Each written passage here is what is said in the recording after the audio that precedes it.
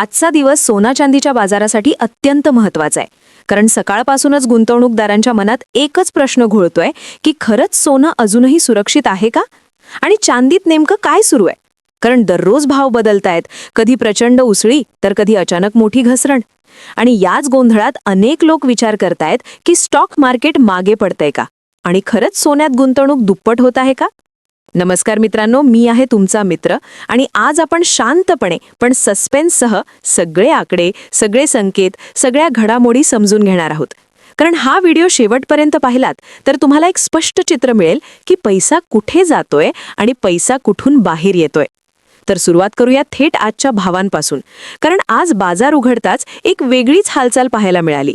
कालपर्यंत जे दर लोकांना घाबरवत होते तेच दर आज सकाळी थोडेसे मवाळ झाले आणि खरेदीदारांसाठी ही एक दिलासादायक बातमी ठरली.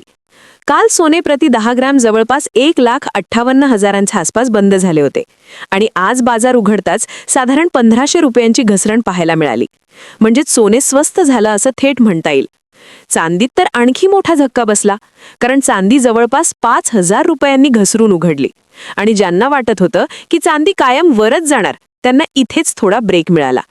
काल चांदीचा भाव सुमारे 62,620 प्रति किलो होता, पण मंगळवारी सकाळी व्यवहार सुरू होताच तो थेट खाली आला आणि सुरुवातीच्या काही मिनिटांतच 3,000पेक्षा जास्त घसरण नोंदवली गेली आणि पुढच्या काही वेळात ही घसरण आणखी वाढत गेली.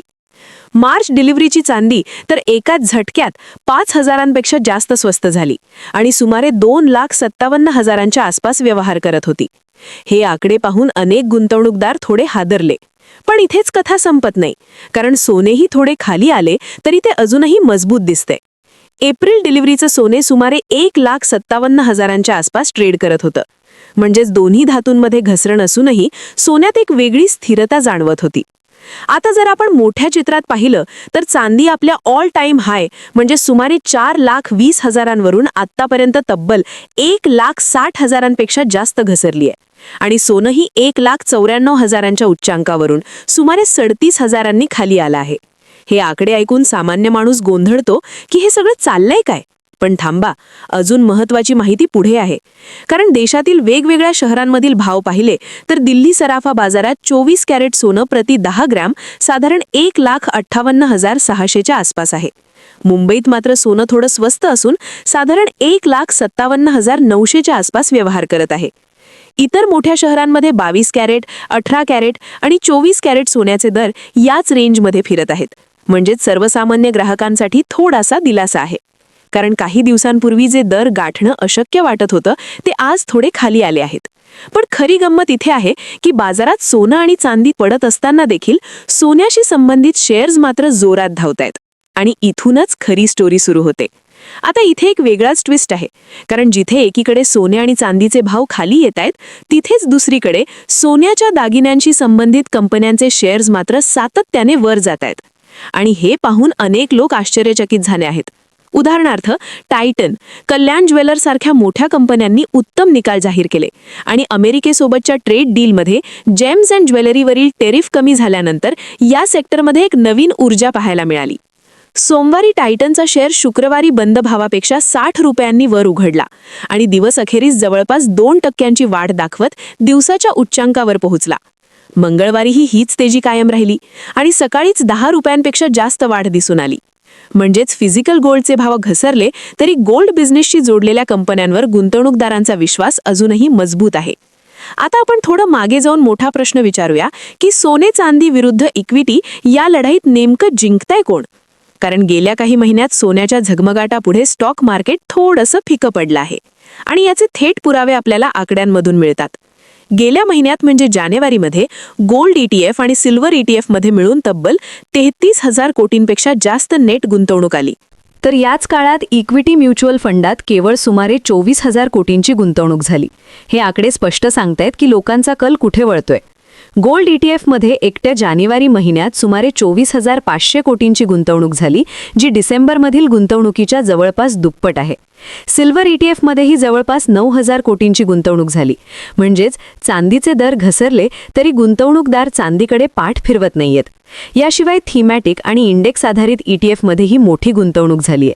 आणि हे सगळं पाहिलं तर एक गोष्ट स्पष्ट होते की लोक पारंपरिक शेअर मार्केटपेक्षा सुरक्षित पर्यायांकडे वळतायत. इक्विटी म्युच्युअल फंडांमध्ये गुंतवणूक थोडीशी मंदावली आहे. लार्ज कॅप फंडात गुंतवणूक मोठ्या प्रमाणात कमी झाली आहे. मिड कॅप आणि स्मॉल कॅपमध्येही गुंतवणूक घटलेली दिसते. मात्र सेक्टोरल आणि थीमॅटिक फंडात थोडी वाढ आहे. मासिक SIP मात्र स्थिर आहे. म्हणजे लोक गुंतवणूक थांबवत नाहीयेत, पण जिथे पैसा टाकायचा आहे तिथे ते जास्त सावध झाले आहेत. आणि याच ठिकाणी सोन्याची चमक पुन्हा एकदा समोर येते, कारण जागतिक स्तरावरही सोन्याची मागणी वाढते. वर्ल्ड गोल्ड काउन्सिलच्या आकड्यांनुसार केवळ एका महिन्यात गोल्ड ETF-मध्ये आलेली गुंतवणूक ही देशातील एकूण गोल्ड ETF AUMच्या 12% जास्त आहे.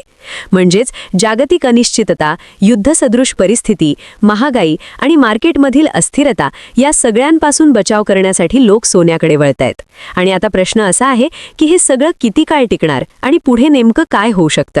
कारण विश्लेषकांचं म्हणणं असं आहे की सोन्याच्या किमती जरी थोड्या खाली आल्या असल्या तरी त्यामागील मजबूत आधार अजूनही कायम आहे.